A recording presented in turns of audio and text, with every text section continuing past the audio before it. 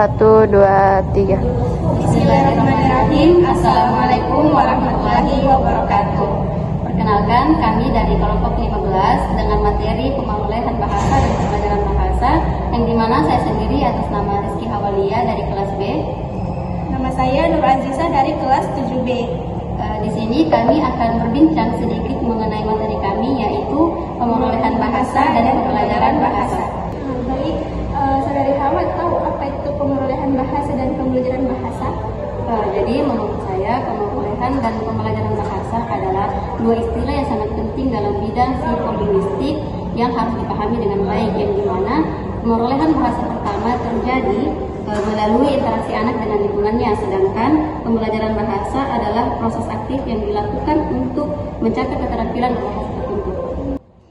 Kemudian menurut Saudari Aziza, apa sih proses dalam pemolehan dan pembelajaran bahasa? Pada pemolehan bahasa itu ada 4 tahap.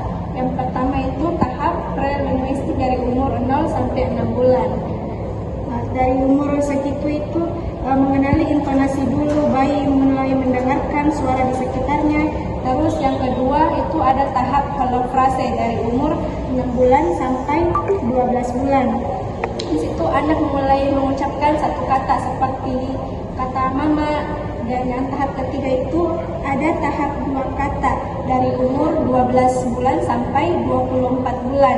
Di situ juga contoh kalimatnya ada mama pergi. Dan tahap keempat itu tahap kalimat kompleks dari umur 2 sampai 3 tahun. Itu tadi pada pemolehan bahasa, sedangkan pembelajaran bahasa itu juga ada 3 tahap. Yang pertama pembelajaran bahasa formal, yang kedua pembelajaran bahasa informal, yang ketiga itu model pembelajaran bahasa. Model pembelajaran bahasa juga itu dibagi dalam 3, yaitu grammar translation method, yang pada intinya fokus pada terjemahan dan pengajaran tata bahasa. Yang kedua communicative language teaching, dan yang ketiga text-based language teaching. Baik, itulah dari proses pemolehan dan pembelajaran bahasa. Lalu menurut Saudari, apa saja perbedaan dalam pemolehan bahasa dan pembelajaran bahasa? Perbedaan pemolehan bahasa dan pembelajaran bahasa itu dari segi aspek prosesnya. Dari prosesnya itu pemolehan bahasa itu alami dan tidak terstruktur, sedangkan kalau pembelajaran bahasa itu terstruktur dan membutuhkan usaha sadar. Terus yang kedua itu aspek usia.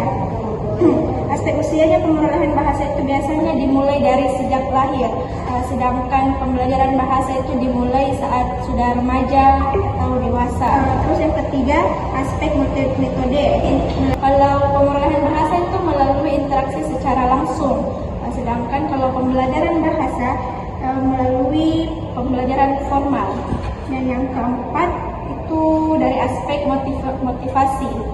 Maksudnya motivasi dari pemolehan bahasa itu seperti keinginan berkomunikasi juga di lingkungannya. Pembelajaran bahasa itu untuk pekerjaan atau di sekolah, di mana saja untuk belajar. Terus yang terakhir itu aspek pengaruh lingkungan.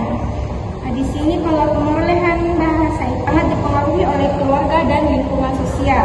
Begitu juga dari pembelajaran bahasa dipengaruhi oleh lingkungan pendidikan dan sosial. Baik, itu Saudari Hawa mengetahui apa saja faktor-faktor yang mempengaruhi pemolehan bahasa dan pembelajaran bahasa. Baik, dalam pemolehan bahasa ada beberapa faktor.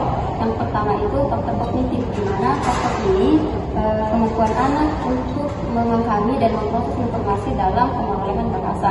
Yang kedua faktor sosial, di mana faktor ini mengaitkan hubungan antara dengan orang tua, dengan sebaya dan lingkungan sekitar. Yang ketiga faktor emosional, di sini Keamanan emosional yang dirasakan anak akan mempercepat dalam pembelajaran bahasanya. Kemudian pada faktor lingkungan, di sini lingkungan yang kaya akan stimulasi bahasa seperti seringnya berbicara dengan anak akan mempercepat pemulihan bahasanya. Sedangkan pada faktor-faktor pembelajaran bahasa yang pertama itu ada faktor kognitif, yang kedua faktor sosial dan lingkungan, yang ketiga faktor psikologis, yang keempat faktor linguistik, yang kelima faktor lingkungan pembelajaran, yang keenam faktor pribadi, dan yang ketiga faktor sosial ekonomi.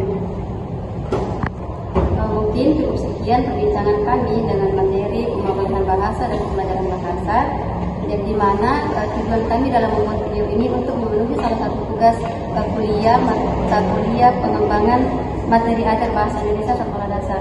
Kami dari kelompok 15 undur diri dengan ucapan Wassalamualaikum warahmatullahi wabarakatuh.